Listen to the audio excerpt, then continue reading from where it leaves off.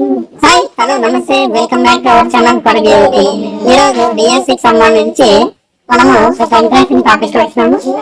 1 నుంచి 100 వరకు 5తో డివిజిబుల్ అయ్యే మొత్తం సంఖ్యలు ఎన్ని అన్నాడు.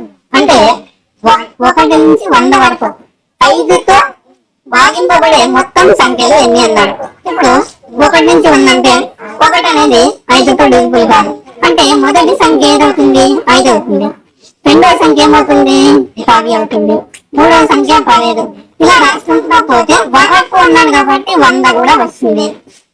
ఇప్పుడు మనం ఏం చేయాలంటే 5 అనేది ఫస్ట్ నెంబర్, 100 అనేది లాస్ట్ నెంబర్ అవుతుంది. ఇప్పుడు మనం ఏం కనుక్కోవాలంటే మొత్తం సంఖ్యలు ఏమనుకుంటామంటే ఎన్ అనుకుంటాం.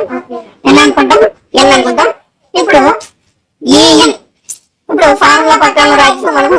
లేదంటే అలా కాకుండా మనము ఫార్ములా ఏంటంటే A N is equals to A plus N minus 1 into D.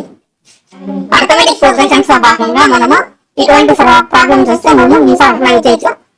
AN అంటే చివరి సంఖ్య ఏ అంటే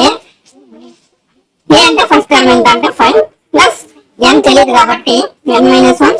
డి ఎంత అంటే కామన్ డిఫరెన్స్ ఎంత అంటే 10 లో నుంచి 5 పోతే 5.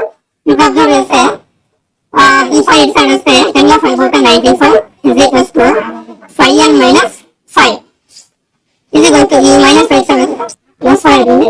Contract is equals to 5n 520 or n is equals to 20.